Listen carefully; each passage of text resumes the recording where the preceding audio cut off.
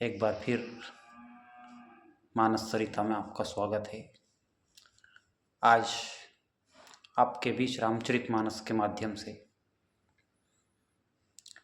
माँ पार्वती और भगवान शंकर का एक छोटा सा संवाद आपके बीच रखते हैं।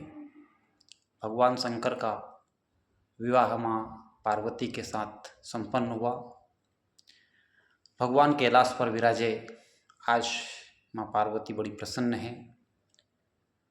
वो पिछले जन्मों की सारी बातों का पश्चाताप कर रही है और भगवान शंकर से भगवान की वो परम पावन कथा सुनना चाहती है।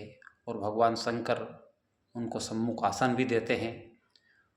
और माँ पार्वती भगवान शंकर से प्रश्न करती है कि जो मोह पर प्रसन्न सुख राशि, जाने हूँ सत्य मोहि निज दासी, तो प्रभु हरे हूँ मोर अज्ञाना, कही रघुनाथ कथा विधि नाना।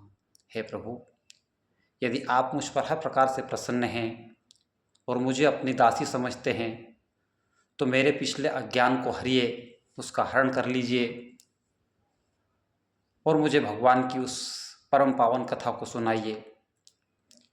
जब ये प्रश्न माँ पार्वती ने भगवान शंकर से किया तो भगवान बड़े प्रसन्न हुए। उनके नयन सजल हो गए।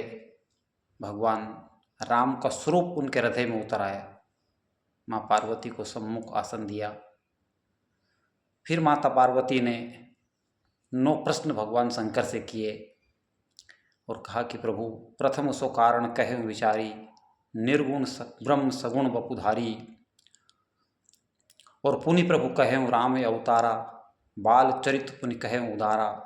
और कहें जथा जानकी विवाही, राज तजा सो दूषण काही। इस प्रकार से 9 प्रश्न माता पार्वती ने कहे। अंत में कहा कि बहुरी कहूँ करुणायतन, किन्न जो अचरज राम, और प्रजा सहित रघुवंश मणि किन यौने रघुनाथ। और भगवान शंकर माँ पार्वती के ऐसे प्रश्न सुनकर बड़े प्रसन्न हुए। और भगवान शंकर ने कहा कि धन्य धन्य गिरिराज कुमारी, और तुम समान नहीं को उपकारी। धन्य धन्य गिरिराज कुमारी, तुम समान नहीं को उपकारी। भगवान शंकर ने माता पार्वती को बार बार धन्यवाद कहा कि हे देवी, आप धन्य हो, आप धन्य हो।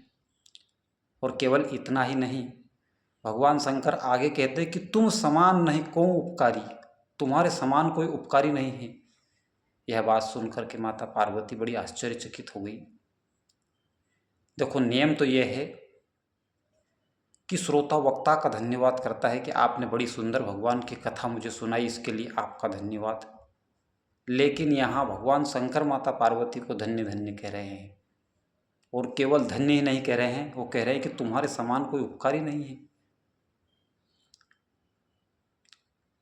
माँ पार्वती ने कहा कि प्रभु, मैंने तो अभी तक ऐसा कोई काम ही नहीं किया जिसके लिए आप मुझे धन्य धन्य कहो। और चलो, आपने धन्य धन्य कहा, ये तो ठीक है, लेकिन आपने कहा कि तुम समान नहीं को उपकारी।